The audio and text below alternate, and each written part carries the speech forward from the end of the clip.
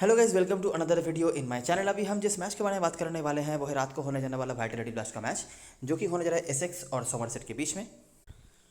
इसके पहले हम इस वाले मैच की एनालिसिस स्टार्ट करें, अगर हम कल वाले मैच के रिजल्ट को थोड़ा रिवाइंड कर लें, जो हमने कवर करा था डरहम और लैंकाशायर के बीच का मैच। धमाकेदार मैच गया था फिर से। जो टीम मैंने टेलीग्राम पे मतलब टेलीग्राम पे तो नहीं, यूट्यूब में वीडियो के एंड में जो शेयर किया था, वही टीम अगर आपने लगाई होगी, सिर्फ क्रॉफ्ट नहीं खेल रहे थे वहाँ पे, क्रॉफ्ट की जगह पे माइकल जोन्स के बारे में हमने बताया हुआ था। अगर आपने उनको लिया होगा तब तो जीएल कॉम्बिनेशन बन गया होगा आपका। अगर आपने उनको नहीं भी लिया होगा, किसी को भी लिया होगा, तब भी बहुत आराम से आप जीत गए होंगे, क्योंकि crystal clear captain vice captain हमने बता के रखा हुआ था। जॉस बटलर का भी हमने बताया था कि उनको ड्रॉप नहीं करना है, तो अगर आप क्रॉफ्ट की जगह पे उनको ले लिए होंगे या उनको नहीं भी लिए होंगे तब भी आपका अच्छा रिजल्ट गया होगा। ओवरऑल बॉलर्स के सिलेक्शन भी बिल्कुल सही थे, सब कुछ बिल्कुल सही था। सर मुझे लगता है हार्डली नहीं चले थे, लेकिन मुझे ऐसा नहीं लगता कि बहुत ज़्यादा कोई उससे नुकसान हुआ होगा। स्मॉल लीग में तो आपने आराम से विन कर लिया होगा। मैं एडिट नहीं कर पाया था अपनी टीम कुछ प्रॉब्लम्स की वजह से, क्रॉफ्ट मेरे टीम में रह गए थे, उसके बावजूद भी मैं प्रॉफिटेबल रहा। तो आप समझ सकते हैं कि एक प्लेयर ना खेलने के बाद भी मैं प्रॉफिटेबल रहा, मतलब कितना बढ़िया रिजल्ट गया था हमारा। तो ओवरऑल मुझे लगता है अच्छा गया होगा आपका भी, और काफ़ी अच्छा गया होगा।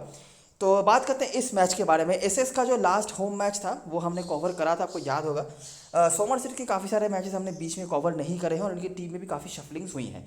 सोमरसेट अपने लास्ट मैच में सरे के अगेंस्ट में हारी थी और एसेक्स ने लास्ट मैच में मिडिलसेक्स को हराया हुआ था।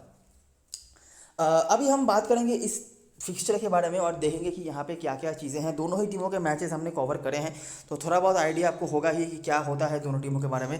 सोमरसेट वैसे तो काफ़ी स्ट्रॉन्ग टीम है, लेकिन ये फिक्सचर काफ़ी कम्पिटिटिव रहा है, तो वो हम देखेंगे आगे कि क्यों ऐसा हो रहा है।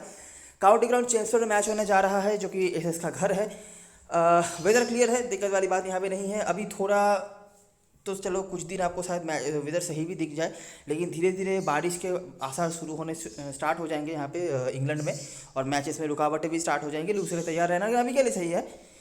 तो आखिरी 5 बजे की अगर हम बात करें तो सोमरसेट यहाँ पे 3-2 से आगे चल रही है, ठीक है। तो ये फिक्सचर बहुत क्रिस्टल क्लियर, कोई फेवरेट नहीं है, कॉम्पिटेटिव फिक्सचर रहा है।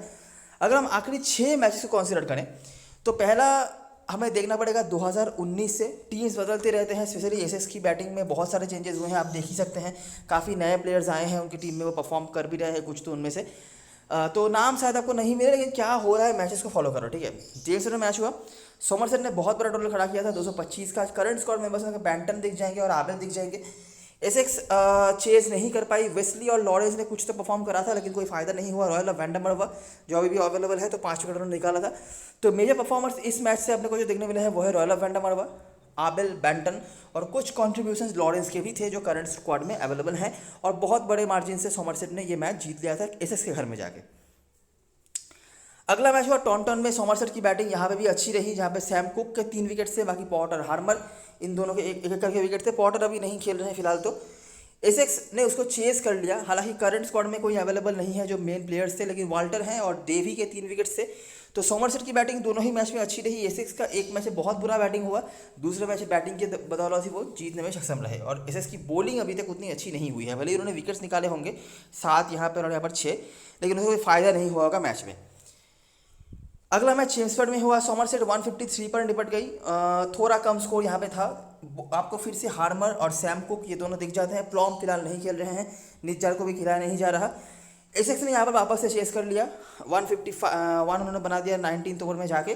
पेपर, ये नाम थोड़ा गौर से देखना, ठीक है। पेपर देखो पहले 2 मैचेस में खेले नहीं थे, अभी जब से उन्होंने खेलना स्टार्ट किया उनकी परफॉर्मेंस नोटिस करना। 55। क्रेग ओवर्टन अवेलेबल नहीं है, इस सीजन में तो खेले हैं, लास्ट मैच में भी खेले हैं, लेकिन वो अभी अवेलेबल नहीं है। एसेक्स ने वापस से जीत हासिल कर लिया। टॉन्टन में मैच हुआ, 18 ओवर का मैच। एसेक्स ने कम स्कोर बनाया था, उतना कुछ खास नहीं, लेकिन पेपर के स्कोर आपको देखने को मिल जाते हैं। बाकी क्रिशली, शीन डेवी के यहाँ पर 3 विकेट से, बाकी ये कुछ बॉलर से। सोमरसेट ने चेस कर लिया रनों को, काफ़ी इजीली चेस कर लिया 14 ओवर में 147। स्मिथ और हार्मर लगातार तीसरे मैच में इनका नाम आ रहा है। यहाँ पे भी 2 विकेट, इधर भी 4 विकेट, और यहाँ पे भी 1 विकेट था, तो उन्होंने विकेट्स निकाले हैं। बाकी ये कुछ बॉलर से इन्होंने परफॉर्म करा। पिछले सीजन का लास्ट मैच, और लास्ट मैच इस ग्राउंड पे जो हुआ था, एसेक्स ने फिर से अच्छी बल्लेबाजी करी। फिर से पेपर और वाल्टर आपको दिख रहे हैं। वाल्टर का कंसिस्टेंट तो नाम नहीं आया है ऑब्वियसली, क्योंकि वो पहले रेगुलरली खेलते नहीं थे, लेकिन जब भी खेले हैं उन्होंने अच्छा करा है। बाकी ये कुछ बॉलर्स हैं जिनसे ब्रुक्स अवेलेबल हैं, देखना पड़ेगा उनको खिलाया जाता है या नहीं। नॉटिंघमशायर में लोन पे थे, लेकिन अब फिर से वापसी कर चुके हैं वो। सोमरसेट की बैटिंग फिर से बहुत बढ़िया रही, इस बार आबेल और स्मिथ ने परफॉर्म करे, और सैम सैरिसन के विकेट्स। इस सीजन में भी एक मैच हो चुका है दोनों टीमों के बीच में जो टॉन्टन में हुआ था। ये काफ़ी कम स्कोर वाला मैच हुआ, जैसे कि मतलब जनरली जो देखने को नहीं मिल रहा है फिलहाल तो दोनों टीमों की तरफ से, क्योंकि दोनों ही टीमों की बैटिंग अच्छी हो रही है। स्पेशली एसएक्स की बैटिंग तो बहुत इंप्रूव हुई है पिछले 2-3 सीजनों से इस सीज़न में। लेकिन यहाँ पे काफ़ी कम स्कोर था, 150 का स्कोर बना, जहाँ पे लेमनबी और डिक्सन आपको दिख जाते हैं। हार्मर यहाँ पे वापस से 2 विकेट, तो हार्मर काफ़ी कंसिस्टेंट रहे हैं इस फिक्सचर में। सैम्स, इनमें से सैम्स और डिक्सन पहले खेलते नहीं थे, ये पिछले सीजन में ज्वाइन हुए हैं सैम्स और डिक्सन इस सीजन में, और बाकी ये कुछ बॉलर से। पेपर ने लेकिन यहाँ पे भी रन बनाया, तो काफ़ी कंसिस्टेंटली खेल रहे हैं पेपर जब से उन्होंने ज्वाइन किया है, मतलब रेगुलरली मौका मिलना शुरू हुआ है उनके एसएक्स की टीम में। सोमरसेट के अगेंस्ट तो अच्छा कर रहे हैं, और काफ़ी मतलब कम स्कोर नहीं है, 20-25 का स्कोर नहीं है, बड़े बड़े स्कोर्स उन्होंने बनाए हैं। 63 यहाँ पे हेनरी, ग्री, वैंडमर्वर और सिडल के यहाँ पे परफॉर्मेंस को दिख जाते हैं। वैंडमर्वर का भी नाम कंसिस्टेंट नहीं है, लेकिन 2 बार उन्होंने विकेट निकाला है, एक में 5 और एक में 2, बाकी नाम नहीं है उनका। ठीक है, तो अगर आपने सही से नोटिस करी होगी तो यहाँ पे ये एकदम पहली दफ़ा था जो 111 पर निपट गई थी एसएस की टीम। हालांकि 12 ओवर में ही यहाँ पर बनाया था वो रन, तो अच्छा रन रेट था। और यहाँ पे आखिरी मैच जो हुआ था दोनों टीमों के बीच, इसी तरह का मैच भी था, तो वहाँ पे 139 पर निपट गई थी। तो ये दोनों स्कोर आप कम स्कोर कह भी सकते हैं। बाकी बैटिंग अच्छी ही हुई है दोनों टीमों की तरफ से, और कुछ नाम इनमें से स्पेशली एसएक्स के तरफ से तो एक बैट्समैन का नाम बहुत स्पेशली देखने को मिल रहा है, वह है माइकल पेपर। कुछ लोग शायद लेंगे इनको, कुछ लोग नहीं भी ले सकते हैं अगर दोनों कीपर नहीं लेना चाहते हैं तो, क्योंकि बैंटन को तो सब ले रहे हैं, पेपर को ले ना ले, लेकिन इनका परफॉर्मेंस बहुत कंसिस्टेंट है। अगर आप थोड़ा और डीपली देखोगे तो Somerset as a batting side बुरी नहीं रही है। चेम्सफोर्ड में जो पहला मैच हुआ 225 उन्होंने बनाया, यहाँ पे भी 185, इधर 153, जो है मेरे ख्याल से इनका सेकेंड लोएस्ट स्कोर है। इस बार 14 ओवर में 147 चेस कर दिया, इस बार भी 17 ओवर में 194 चेस कर दिया। इस बार 150 का स्कोर था जो कि उनका लोएस्ट स्कोर है, तो 150 के नीचे वो नहीं गए हैं, लेकिन एसएक्स 2 बार 150 के नीचे गई है, एक बार 139 का, एक बार 111 का स्कोर था। ठीक है, और यहाँ पे भी 139 उन्होंने बनाया था, क्या पता 150 जाते या ना जाते, क्योंकि 9 विकेट उन्होंने खो दिए थे। तो टेक्निकली 3 इनिंग्स उनके हैं जहाँ पर उन्होंने 150 का ये स्कोर बनाया है। बैटिंग उनका बेहतर हुआ है, लेकिन उतना भी अच्छा नहीं, लेकिन सोमरसेट अभी तक 150 के नीचे उन्होंने स्कोर नहीं बनाया है। अगर हम चेम्सफोर्ड वाले मैचेस को फोकस में रखें तो क्या क्या देखने मिल रहा है अपने को। पहला मैच हम 2019 का देख रहे हैं, बहुत बड़े मार्जिन से सोमरसेट ने जीत हासिल करा था। मेजर परफॉर्मर्स अपने को जो देखने मिल रहे हैं वो है बैंटन, आबेल, लॉरेंस, वैंडमर्वर, ठीक है, और सोमरसेट ने जीत हासिल करा। अगला मैच चेम्सफोर्ड में हुआ था, यहाँ पे अपने को कौन देखने मिल रहे हैं, हार्मर, सैम कुक, पेपर, ठीक है, तो कोई रिपीटेड परफॉर्मर नहीं है। और लास्ट मैच जो चेम्सफोर्ड में हुआ था वहाँ पे भी हमें पेपर देखने मिल गए, वाल्टर देखने मिल गए, आबेल 3 में से 2 बार इनका नाम आया है, और बाकी ब्रूस स्क्वाड में है, देखना पड़ेगा वो खेला जाता है या नहीं, तो ये है। और 3 में से 2 बार सोमरसेट जीती है, और दोनों ही बार आबेल का रोल आया है। पेपर तो जब से वो खेल रहे हैं हर मैच में रन बनाया है, पेपर का बहुत ही ज़्यादा कंसिस्टेंट परफॉर्मेंस है। आज के मैचेस जियो भी बना सकते हैं, देखो देख लेना तो, लेकिन उसके बाद यहाँ पे नोटिस करो, जब से वो खेल रहे हैं 2021 से 55 नॉट आउट, इधर 37, ये लोएस्ट स्कोर है उनका। उसके बाद 86 नॉट आउट, यहाँ पे जब पूरी टीम ध्वस्त हो गई वहाँ पे भी उन्होंने 63 बनाए, ठीक है। तो एक 37 को छोड़ दो तो 3 50 हैं, और एक 86 नॉट आउट भी रह चुके हैं 2 बार, तो काफ़ी बढ़िया खेलते हैं वो इस टीम के अगेंस्ट में। जैसे देखा जा रहा है बैटिंग फर्स्ट करा लो, बैटिंग सेकंड करा लो, हर जगह पे उनके रन्स हैं। हार्मर के भी हमने परफॉर्मेंसेस देखे हैं। बाकी डैनियल सैम्स ये सब तो है ही, ये तो कुछ बताने वाली बात नहीं है, ये ऑटोमेटिकली आपकी टीम में होते भी हैं। जब से ये आए हैं 3 में से 2 बार तो उन्होंने विकेट्स निकाले हैं, यहाँ पे भी 1 विकेट उनके खाते में था, और यहाँ पे 4 विकेट्स, ठीक है। क्रिशली मुझे लगता है थोड़ा सा हल्का इनका रहा है, 1 विकेट लास्ट मैच में निकाला था, उसके पहले वाले मैच पर कुछ बैटिंग से नहीं, बॉलिंग से भी नहीं, और यहाँ पर भी 1 ही विकेट। और अच्छा, यहाँ पे 60 रन था वैसे जो टोरंटो में जो मैच हुआ था, तो एक मैच इनका 50 था, बाकी बॉलिंग से जो है वो है। ये दोनों नए ज्वाइन हुए हैं तो इसीलिए 3 ही मैच हैं इनके। बाकी पुराने प्लेयर्स में से हार्मर है, पेपर है, और आबेल का एक नाम देखने मिल रहा है। चेम्सफोर्ड के 3 में से 2 मैच में उन्होंने बनाए हैं, और दोनों ही बार वो मैच सोमरसेट जीती है। और एक मैच जो बीच में जीता था एसएक्स की टीम ने, वो ये वाला मैच था जहाँ भी पेपर ने लीड करा था। हार्मर जो कि ऑलरेडी आपकी टीम में होंगे, ये कुछ परफॉर्मर्स थे, ठीक है। तो ये कहानी है, बहुत कंसिस्टेंटली कुछ चीज़ तो नहीं हो रही है, ये कम्पिटिटिव फिक्सचर रहा है, दोनों ही टीम बराबर ही के माहौल में रही है। सोमरसेट थोड़ा बेहतर कर रही है, क्योंकि बैटिंग कोलैप्स वगैरह उनका नहीं हुआ है, 150 के नीचे वो नहीं गए हैं, लेकिन एसएक्स का थोड़ा इनकन्सिस्टेंट रहा है। पेपर एक कंसिस्टेंट नाम रहे हैं, वाल्टर का भी 1-2 बार नाम आ चुका है, बाकी किसी का भी उतना कंसिस्टेंट नाम नहीं आया है। एक मैच में क्रिशली आया था बस, और बॉलिंग पे हार्मर और सैम्स, ये कुछ नाम है जो ऑटोमेटिकली आपकी टीम में होने चाहिए, ठीक है। तो ये कुछ चीज़ें हैं जो हम बता सकते थे हेड टू हेड से। एक नाम को तो हमने निकाल कर रखा ही है हेड टू हेड से, जिनको हम कैप्टन वाइस कैप्टनसी के बारे में सोच भी सकते हैं, वो माइकल वेबर है। बाकी अभी वो जीरो भी बना सकते हैं, बैटिंग के ही पॉइंट देंगे वैसे तो, लेकिन वो नाम है। अभी हम आ जाते हैं ग्राउंड के बारे में बात करने के लिए। इस ग्राउंड का जो लास्ट मैच हुआ था ना, हमने कवर करा था, आपको याद होगा। इसका जो लास्ट मैच हुआ था यहाँ पे, अगर आपको याद नहीं भी है तो मैं रिमाइंड करवा दूँ कि ये ग्राउंड पे क्या बातें करते रहे थे हम। रीसेंट मैचेस की ही बात करते हैं, क्योंकि पुराने चीज़ों की जो बात है वो मैं पहले कर चुका हूँ, उसको फिर से रिपीट करने का मतलब नहीं है। रिसेंट टाइम्स में क्या हो रहा था कि रन्स बहुत बन रहे थे, 200, 190, 180 तो पानी के भाव में बन रहा था। लेकिन लास्ट 2-3 मैच से हमने थोड़ा बहुत कम बैक होता हुआ देखा है स्पिनर्स का। उतना भी नहीं जैसे पहले हुआ करता था, लेकिन थोड़ा बहुत तो है। और रन थोड़ा सा कम बनना शुरू हुआ है रिसेंट टाइम्स में, थोड़ा सा कम, मतलब इतना भी कम नहीं। पहले तो 140-50 बना दो वो भी डिफेंड हो जाता था, लेकिन अभी शायद ऐसा ना हो। लेकिन थोड़ा तो मुझे लगता है बॉलर्स के लिए भी कुछ होना शुरू हुआ है। तो देखते हैं मैं क्या कहना चाहता हूँ। देखो, पहला मैच जो हुआ था, अच्छा ये आखिरी सेकंड लास्ट मैच था पिछले सीजन का, ठीक है। 198 बना था एसेक्स ने। कुछ नामों को यहाँ पे नोटिस करना है। पेपर खुशी काफ़ी इनकन्सिस्टेंट है, लेकिन जब चलते हैं इनके स्कोर्स अच्छे दिखते हैं। टेक्निकली बहुत साउंड बैट्समैन है, मेरे को काफ़ी पसंद है ये, लेकिन ये इनकन्सिस्टेंट है काफ़ी ज़्यादा। तो यहाँ पे उनके रन है। वाल्टर एक नाम है जिनको कुछ लोग ड्रॉप कर रहे थे कुछ मैच पहले तक भी, अभी शायद नहीं करे। ये भी काफ़ी अच्छा करते हैं, बैटिंग करा लो बॉलिंग करा लो, वो हमेशा ही कुछ ना कुछ कॉन्ट्रीब्यूशन यहाँ पे करते हैं। और हार्डमर को तो आप वैसे भी इस ग्राउंड पे छोड़ नहीं सकते। इसके अलावा डैनियल सैम्स के भी हमने बातें करे हैं, जिनको भी आप छोड़ना बिल्कुल पसंद नहीं करोगे। लॉरेंस के भी इस ग्राउंड पे काफ़ी अच्छे रिकॉर्ड्स होते थे, स्पेशली जब स्पिन चलता था तो ये हमेशा तीसरे स्पिनर का रोल निभाते थे। अभी बैटिंग में लास्ट मैच में भले ही रन बनाए हैं, लेकिन उसके पहले तक काफ़ी आउट ऑफ फॉर्म दिख रहे थे। बॉलिंग उनका उतना काम नहीं आ रहा है, बॉलिंग दिए जरूर जा रही है। तो लॉरेंस एक इंपॉर्टेंट पिक होते हैं जनरली, लेकिन यहाँ पर जो है 198 चेज नहीं हुआ। ये कुछ परफॉर्मेंस है बैटिंग से। हार्मर और बियर्ड जो स्क्वाड में थे, लेकिन खिलाया नहीं गया था। बाकी ये कुछ बॉलर से जिन्होंने परफॉर्म करा, और चेजिंग टीम यहाँ पर चेज नहीं कर पाई। अगला मैच फिर से बहुत बड़ा टोटल। रिपीट परफॉर्मर्स में से वाल्टर दिख जाते हैं, बाकी कोई भी परफॉर्मर ऊपर से रिपीट नहीं हुए। और सैम्स के कॉन्ट्रीब्यूशन बॉलिंग बैटिंग दोनों तरफ से। बियर्ड के परफॉर्मेंस है। हार्मर का 1 विकेट। काफ़ी हाई स्कोरिंग इनकाउंटर रहा, जहाँ पे थोड़ा बहुत ज़्यादा पेसर्स को भी मिलकर मिला, क्योंकि पेसर ज़्यादा होते हैं। और बैटिंग फर्स्ट टीम वापस से जीती।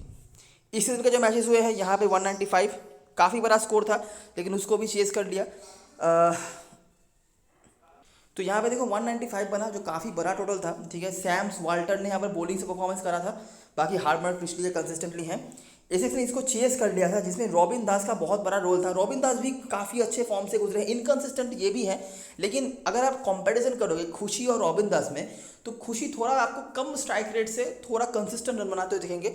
रॉबिन दास आते ही हिट करने लग जाते हैं, ठीक है। तो इनका कुछ भी वो भरोसा नहीं है, लेकिन अगर चल गए काफ़ी लंबा खींचते हैं। और यहाँ पे रॉबिन दास की इनिंग्स ही थी जिसने डिफरेंस करके किया था मैच को, नहीं तो ये चेज मुश्किल हो सकता था एसेक्स के लिए। बाकी वेस्ली के स्कोर्स हैं, पेसर्स के साथ स्पिनर्स के कुछ विकेट्स, और एसेक्स ने यहाँ पर चेज कर लिया वापस से हाई स्कोरिंग इनकाउंटर। तो ये तीनों ही मैच आप देख रहे हो कि काफ़ी हाई स्कोरिंग इनकाउंटर्स हो रहे हैं। अभी नोटिस करो, देखो चौथा मैच आते हैं और इस सीजन का दूसरा मैच, ठीक है। क्या हुआ, पहले बैटिंग करी हैम्पशायर ने, वापस से विशाल स्कोर। सैम्स, क्रिस्ली, हार्मर, वो जो रिपीट परफॉर्मर्स थे, एक विकेट आ रहा था हार्मर क्रिस्ली का, यहाँ पर 2-3 आ गया। नोटिस करने वाली बात यह है कि सैम्स का तो चलो ठीक है, लेकिन हार्मर क्रिस्ली स्पिनर्स हैं, ठीक है, जो डोमिनेट कर रहे थे यहाँ पे। 8 में से 5 विकेट उनको मिले। अभी दूसरे इनिंग्स में क्या हुआ, 96 पर निपट गई एसेक्स की टीम, जो पिछले 3 मैच में 200, 190 न जाने कितने स्कोर बना रहे थे। 96 पर वो निपट गए 14 ओवर में, मतलब रन रेट भी सही से नहीं रख पाए। डोमिनेट किसने किया, पेसर्स का ज़्यादा विकेट ज़रूर है, लेकिन यहाँ पे लियम डॉसन अकेले स्पिनर थे जिन्होंने 4 विकेट निकाला, जो कि फिंगर स्पिनर है, ठीक है। बाकी जो 6 विकेट्स पेसर्स के मिले, वहाँ पे भी 3 से 4 विकेट्स स्लो बॉलिंग पे मिले। तो कहीं ना कहीं यहाँ से हमें अंदाज़ा लगा कि वो जो स्लोनेस है पिच में, वो शायद है भी कहीं ना कहीं पे। लॉरेंस और रॉसिंगटन के कुछ स्टार्ट से, इनमें से रॉसिंगटन खेल नहीं रहे हैं। सेकेंड लास्ट मैच जो हुआ, ससेक्स को 147 पर निपटा दिया। सैम कुक ने यहाँ पर वन साइडेडली टॉप ऑर्डर को खत्म कर दिया था, 4 विकेट उनके खाते में थे। वाल्टर फिर से देखो बॉलिंग से काम पे आ गया। क्रिस्टी, सैम्स तो ये है ही। हार्मन ने यहाँ पर ज़्यादा बॉलिंग नहीं कराई थी, और सिनेटर को 1 विकेट। एसेक्स ने काफ़ी इजीली चेस कर लिया, और फिर से एक हाई स्कोरिंग इनकाउंटर हुआ, जहाँ पे पेपर, सैम्स, क्रिस्ली के परफॉर्मेंस है, ये तो चलो कैप्टन फैक्शन मटेरियल हो जाते हैं, ये बताने की जरूरत मेरे को नहीं है। और पेपर के भी स्कोर थे। लास्ट मैच जो हुआ था दोनों टीम इस ग्राउंड पे, वो है ग्लैमरगन के अगेंस्ट में। डिसेंट स्कोर था 175, बहुत वो नहीं था। हार्मर के 2 विकेट से, सैम्स, सिनेटर, क्रिस्ली, और एसेक्स ने बहुत ही बढ़िया तरीके से यहाँ पर चेस कर लिया 16 ओवर में। तो आप समझ रहे हो ना कि Essex as a batting side तो बहुत बढ़िया कर रही है। सिर्फ एक मैच अनएक्सपेक्टेडली बिल्कुल ही मतलब धराशायी कर दिया हैम्पशायर ने उनको। किसके ऊपर डिपेंड करके, स्पिन के ऊपर डिपेंड करके। तो अगर स्पिनर है आपके पास क्वालिटी वाले तो यहाँ पे काम आ सकते हैं। और आज के मैच में भी सेम तरीके का एक स्पिनर होगा सामने वाली टीम में, देखना ये पड़ेगा कि उनका रोल क्या होता है। और दूसरा भी एक स्पिनर का ऑप्शन हो सकता है, अगर वो इंक्लूड करते हैं अपनी टीम में तो उनके बारे में हम बातें करेंगे। लेकिन यहाँ पे क्या हुआ, खुशी का स्कोर थे, वाल्टर यहाँ पे बॉलिंग से नहीं तो बैटिंग से चल दिए, और सैम्स तो चलो है ही, बताने की जरूरत नहीं है। पेसर्स का अपर हैंड और स्पिनर का एक विकेट, ठीक है। तो 6 मैचेस में से हम देख रहे हैं 5 बार एसिक्स ने बैटिंग डोमिनेट करा। बैटिंग फर्स्ट करा लो 200-250 रन बना दिए, बैटिंग सेकंड करा लो 190 180 कुछ भी बाकी नहीं रखा, सिर्फ हैम्पशायर के अगेंस्ट में वो निपट गए। तो अभी देखना ये पड़ेगा कि सोमरसेट के पास भी ऐसी कोई चीज़ या ऐसे कोई बॉलर है या नहीं जो इस गुत्थी को सुलझा सके एसेक्स के अगेंस्ट में। बाकी देखो कुछ प्लेयर्स तो बहुत कंसिस्टेंट चल रहे हैं, जो चारों ऑलराउंडर्स हैं, चारों ही आपके लिए इंपॉर्टेंट है। मैं नहीं कह रहा कि हमेशा बहुत ज़्यादा कोई पॉइंट देंगे, लेकिन कंसिस्टेंटली पॉइंट देते हैं, स्मॉल लीग में तो इंपॉर्टेंट है ही। इसके अलावा बैटिंग में खुशी एक बार चले हैं, ठीक है। लॉरेंस अभी तक तो कुछ कंसिस्टेंटली करा नहीं है इस ग्राउंड पे, लेकिन इंपॉर्टेंट होते हैं, उनकी बॉलिंग भी काम पे आ जाती है, तो लेके चलने की कोशिश करना। पेपर का तो आपने ऊपर देख ही लिया, यहाँ पे भी कभी कभी स्कोर्स हैं। और रॉबिन दास और खुशी में से आप शायद एक को ही ले पाओ, दोनों ही ज़्यादा कुछ भरोसे लायक तो नहीं है। पॉसिबिलिटी ये भी है कि आप दोनों को छोड़ दो और सैम कुक को भी ले लो बॉलिंग से, तो वो 7 प्लेयर का स्लॉट बना देंगे, वो आगे हम जाकर देख लेंगे। तो ये हो गई चीज़ें जो ग्राउंड से बताना लायक था। हेड टू हेड की चीज़ें हमने पहले डिस्कस कर ली हैं। अभी हम बात करते हैं प्लेइंग 11 के बारे में। आई होप अब तक का चीज़ें जो भी है आपने सही से सुन लिया होगा।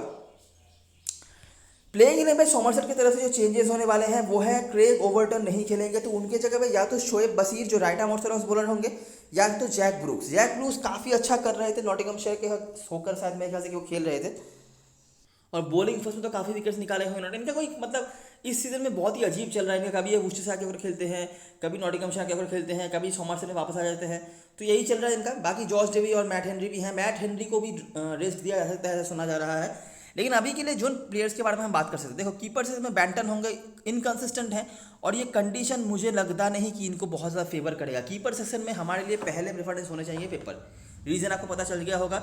स्पेस मिले बैंटन को ले लेना, बैंटन के इस हेड टू हेड में खास कुछ परफॉर्मेंस नहीं है। एक 39 रन का स्कोर था बिल्कुल पहले वाले मैच पे, और उससे भी वो वैसे भी बहुत अच्छा करते भी थे, लेकिन उसके बाद कुछ खास नहीं है। ना ही है विल स्मिथ का, वो तो इस सीजन में अच्छा कर भी नहीं पा रहे हैं। ये दोनों ही बहुत खतरनाक प्लेयर हैं। अगर पिच वही मतलब भतेरा रन वाला हो गया तो ये तो अकेला आपको ख़त्म कर सकते हैं, ये इनकी एबिलिटी है। लेकिन कुछ तो पॉइंट्स हैं, अगर पिच में स्लोनेस है थोड़ा बहुत भी, जो एसएस की पिच में हुआ करता था पहले भी, और इनके पास स्पिनर्स भी अच्छे खासे हैं, तो मुझे लगता है प्रॉब्लम्स आ सकती है सोमरसेट की टीम को। और वैसे भी ये दोनों बहुत अच्छे फॉर्म से नहीं गुजर रहे, स्पेशली जो विल स्मिथ बराबर। टॉम आबेल कॉम्पैरेटिवली बेहतर रिकॉर्ड्स हैं इनके, 3 में से 2 बार इन्होंने रन बनाए हैं, और वो 2 मैच सोमरसेट जीती भी है। और इनके ऊपर डिपेंड किया जा सकता है कि नहीं ये टिक कर खेलेंगे, अगर जल्दी विकेट्स वगैरह गिर जाता है तो अगर आप दोनों ओपोनेंट्स को छोड़ रहे हो या एक को भी छोड़ रहे हो, तो टॉम आबेल आपके लिए इंपॉर्टेंट हो सकते हैं। टॉम कोलर कैटमोर एक और प्लेयर जिनके कोई रिकॉर्ड्स वगैरह नहीं है, लेकिन ये फॉर्म पर तो हैं, लेकिन रन उस हिसाब से नहीं बना पा रहे हैं। मेरे टीम में शायद अभी भी ये हो जाए, स्पेशली अगर मैं दोनों ओपोनेंट्स को छोड़ता हूँ। अगर मैं दोनों में से किसी और ओपोनेंट को लेता हूँ तो मेरे को शायद सोचना पड़े आगे जाके। रिकॉर्ड्स ऑब्वियसली वो नहीं है, क्योंकि यॉर्कशायर और एसेस का कोई मतलब ताल्लुकात नहीं हुआ करता था पहले। डिक्सन एक और प्लेयर हैं जिनको मुझे लगता नहीं कि स्मॉल लीग में लोग लेंगे, लेकिन ये काफ़ी बेहतरीन फॉर्म से गुजर रहे हैं, और इनको जितना मौका मिला है उनमें से भी इन्होंने 1 आध मैच रन बनाया है, और सेकंड टीम के होकर जब वो खेल रहे थे कंसिस्टेंट स्कोरर भी हैं, और इनको हिट करना भी काफ़ी अच्छा आता है, और इनिंग्स बिल्ड करना भी आता है। एक बहुत ही डिपेंडेबल ऑप्शन है। अगर आप ये जो टॉप 4 है, टॉप 4 में से मिनिमम 2 को छोड़ रहे हो या 3 को छोड़ रहे हो, तो डिक्सन को एक ट्राई किया जा सकता है, even in small league. Risk होगा लेकिन बनता है, ठीक है, क्योंकि एसेक्स काफ़ी अच्छा कर रही है। लेकिन अगर आप बैटिंग हैवी टीम बना रहे हो तब तो आप किसी को भी ले सकते हो, लेकिन अगर आप बैलेंस टीम बनाने की सोच रहे हो, जो मेरे ख्याल से शायद आप नहीं भी बनाओ, क्योंकि ये काफ़ी हाई स्कोरिंग ग्राउंड हो रहा है रिसेंटली, तो उस हिसाब से मैं बोल रहा हूँ, ठीक है। बाकी देखो बेन ग्रीन आप छोड़ नहीं सकते, इनके मेन बॉलर अभी यही हैं, हर इनिंग्स में विकेट्स निकाल रहे हैं, बैटिंग से भी कंट्रीब्यूट कर रहे हैं। जॉर्ज डेवी बॉलिंग फर्स्ट में तो बहुत इंपॉर्टेंट रोल प्ले करते हैं, नहीं तो अगर आप जॉर्ज डेवी को नहीं लेना चाहते तो मैट हेनरी अगर खेलते हैं तो इंपॉर्टेंटली हो जाते हैं। यहाँ पे जो प्लेयर के बारे में मैं कहना चाहूँगा वो है रॉयल वैंडरवाल्वर। रॉयल वैंडरवाल्वर ने आपने देखा होगा कि 2 मैच में उन्होंने बंचेस में विकेट निकाले हुए थे। एक मैच था ये गिर गया, ये था लास्ट मैच जिन्होंने 2 विकेट निकाला हुआ था, और बिल्कुल पहले वाले मैच पर जो इसी ग्राउंड पे हुआ था वहाँ पे उन्होंने सेकंड इनिंग्स में 5 विकेट निकाल के रखा हुआ है। ठीक है। और आपने देखा होगा कि जो मैंने आपको बताया अभी अभी हैम्पशायर वाला मैच, वहाँ पे भी हमने देखा कि लियम डॉसन जो थे लेफ्ट आर्म ऑर्थोडॉक्स बॉलर, उन्होंने भी कुछ ऐसा ही कारनामा करके दिखाया था अकेले ही। तो लॉयल ऑफ भंडारवा आपके लिए बहुत इंपॉर्टेंट पिक बनने वाले हैं। मेरे को नहीं पता क्या करेंगे, लेकिन इंपॉर्टेंट तो वो ज़रूर होंगे इस ग्राउंड पे, और स्पेशली इस टीम के अगेंस्ट में जहाँ पे स्पिनर्स ने कारनामा करके दिखाया हुआ है पास्ट में भी, रिसेंटली, पास में नहीं रिसेंटली। ठीक है। तो मेरे टीम में जो जो प्लेयर्स मेरे कोड को बनाएंगे वो है Abell, Ben Green, van der Merwe, Davey या मैट हेनरी में से कोई एक। मेरा प्रेफरेंस मैट हेनरी होगा regardless of toss. Davey bowling first में ज़्यादा इंपॉर्टेंट होते हैं। तो ये 4 मेरे कोड को बनाएंगे। इसके अलावा जिसको मैं सबसे पहले लेना चाहूँगा वो है कैटमोर, उसके बाद शायद डिक्सन या यहाँ पे टॉम बैंटन में से कोई एक। तो 5-6 प्लेयर्स इधर से हो गए, और ग्रेगोरी एक ऑप्शन हो जाते हैं, अगर आप चाहो तो वो ले सकते हो। तो ये 7 प्लेयर्स हैं, लेकिन 4 मेरे कोर को बनाएंगे जिनको मैं शायद हर टीम में लूँगा। उसके बाद ये 3-4 प्लेयर्स जो होंगे उनको हम टॉस के हिसाब से देख लेंगे। यहाँ पे इन दोनों में से कोई एक खेल सकते हैं क्रेग ओवर्टन की जगह पे, तो वो लाइनअप आने बाद पता चल जाएगा आपको। एसेक्स की तरफ से बात करें तो ऐसा प्लेइंग 11 आपको देखने मिल सकता है जहाँ पे बुटलमैन जो एक ओपनर हुआ करते थे एक टाइम पे, वो 9 नंबर पर बैटिंग लिस्टेड हैं। ऊपर शायद आ सकते हैं 7-8 पे मैक्सिमम, लेकिन इसके ऊपर तो उनको मौका मिलने से रहा। ये 4 ऑलराउंडर्स आपके लिए बहुत इंपॉर्टेंट है, और चारों को ही मैं कोशिश करूँगा लेकर चलने की। ड्रीम 11 तो 100%। किसी और साइड में भी हम शायद इन चारों को लेके चलें। इनमें से शायद क्रिशली आप थोड़ा बहुत सोच सकते हो, इनके उतने अच्छे रिकॉर्ड नहीं है, 150 है ज़रूर, लेकिन फिर भी आपको अगर छोड़ना ही पड़े तब की मैं बात कर रहा हूँ। अगर नहीं छोड़ो तो सबसे अच्छा बात है, लेकिन अगर छोड़ना पड़े तब की मैं बात कर रहा हूँ। सैम्स, हार्मर, पॉल वाल्टर मैं छोड़ने का सजेशन नहीं दूंगा, पॉल वाल्टर के बेहतर रिकॉर्ड से हेड टू हेड में। यहाँ पर पेपर मेरे लिए ज़रूर होंगे। तो यहाँ से 5 प्लेयर्स हो गए। सैम कुक अगर बॉलिंग फर्स्ट कराते हैं तो आपको लेना पड़ेगा, बॉलिंग सेकंड में आप सोच सकते हो। और बाकी ये जो दोनों हैं खुशी और रॉबिन दास, इनमें से एक बैटिंग सेक्शन से ले लेना, क्योंकि बैटिंग सेक्शन में बहुत ज़्यादा ऑप्शन आपके पास नहीं होगा। जहाँ पे रिस्ट्रिक्शन है वहाँ पे तो आप ले भी सकते हो दोनों को, लेकिन जहाँ पे रिस्ट्रिक्शन नहीं है वहाँ पे आपको कुछ तो करना पड़ेगा। तो आप इन दोनों में से किसी एक को ले सकते हो, ठीक है। खुशी ज़्यादा टेक्निकली साउंड बैट्समैन है, दोनों में से कंसिस्टेंट कोई भी नहीं है, लेकिन खुशी थोड़ा संभल के खेलते हैं। रॉबिन दास से हिट करने लग जाते हैं, ये मेंटालिटी दोनों की है। कैप्टन बैट्समैन चॉइस की बात करें तो ग्रेगोरी और ग्रीन के आसपास लोग जा सकते हैं। ग्रेगोरी को शायद लोग नहीं भी बनाए, लेकिन ग्रीन के साथ तो डेफिनेटली लोग जा सकते हैं।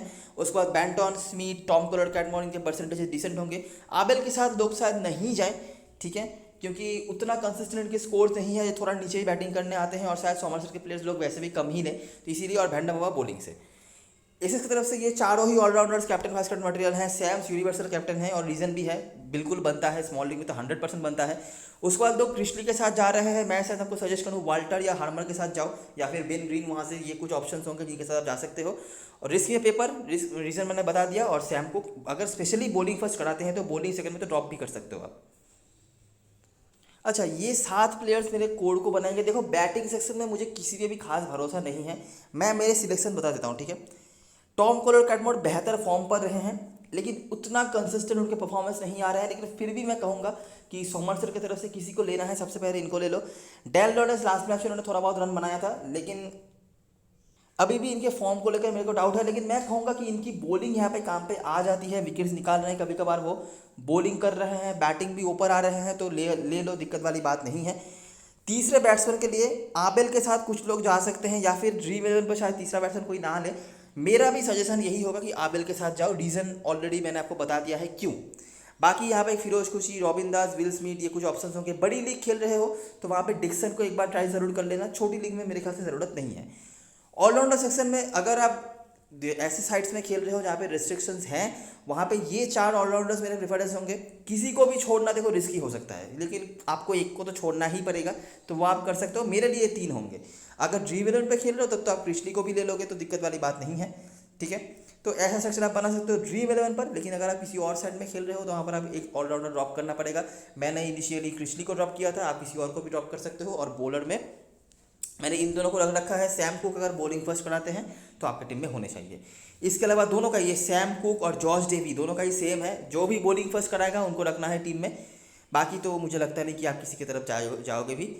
कीपर सेक्शन में मैंने पेपर को रखा है, जनता जा रही है बैंटन के साथ। आपको रीज़न मैंने ऑलरेडी बता दिया है। बैंटन को भी आप ले सकते हो, लेकिन मेरा सजेशन यही होगा कि पेपर को तो नहीं छोड़ो, बैंटन को लो ना लो, लेकिन पेपर को मत छोड़ो। अगर आपको पेपर को और बैंटन को दोनों को लेना है तो ये बैटिंग सेक्शन से किसी को आप ड्रॉप कर सकते हो। ऑलराउंडर और बॉलर सेक्शन में मैं छेड़खानी ना करने का ही सजेशन दूंगा। कैप्टन मसर चॉइस की बात करें तो सैम्स अनडाउटेडली अच्छा ऑप्शन है, कोई दिक्कत वाली बात नहीं है, कुछ भी करे, लोगों के कैप्टन होंगे स्मॉल लीग में भी, तो आप बना सकते हो। वाइस कैप्टनसी के लिए जनता जा रही है क्रिसली के साथ। मेरा सजेशन होगा या तो वाल्टर या तो हार्मर के साथ जाओ। हार्मर थोड़ा रिस्क हो जाएगा क्योंकि अगर वो बॉलिंग से कुछ ना करे, बैटिंग से आप भरोसा नहीं कर सकते, लेकिन वाल्टर का बहुत अच्छा चल रहा है इस सीजन में, बैटिंग बॉलिंग सब कुछ मिल रहा है, फॉर्म पे भी है, तो बिल्कुल इनके साथ आप जा सकते हो। ठीक है, क्रिस्टी के थोड़े से हल्के रिकॉर्ड्स हैं, लेकिन फिर भी मैं ड्रॉप तो करने का सजेशन बिल्कुल भी नहीं दे रहा, लेकिन कैप्टनसी वाइस कैप्टनसी से मैं थोड़ा बहुत दूर कर रहा हूँ कहने को। सॉमरसेट की तरफ से ग्रीन पहले ऑप्शन हो गए। इसके अलावा रॉयल अभेंडम बड़ी लीग में डेफिनेटली ट्राई करना, ठीक है, इनके अच्छे रिकॉर्ड्स हैं, और अगर कहीं भी स्लोनेस वगैरह आ गई और लेफ्ट आर्म ऑर्थोडॉक्स स्पिनर्स के अगेंस्ट में जब वीकनेस दिखी है हमें हैम्पशायर के अगेंस्ट में एसेक्स का, तो वो चीज़ रिपीट हुई तो रॉयल अभेंडम बहुत इंपॉर्टेंट हो सकते हैं। तो ये रही सारी चीज़ें और सारी एनालिसिस। अगर आपको वीडियो पसंद आई हो तो लाइक ज़रूर करना, सब्सक्राइब करना चैनल को, टेलीग्राम चैनल पे ज़रूर ज्वाइन हो जाना क्योंकि लास्ट मोमेंट पे सारी अपडेट्स वगैरह वही आने वाली हैं। तब तक के लिए best luck for this match and goodbye for now.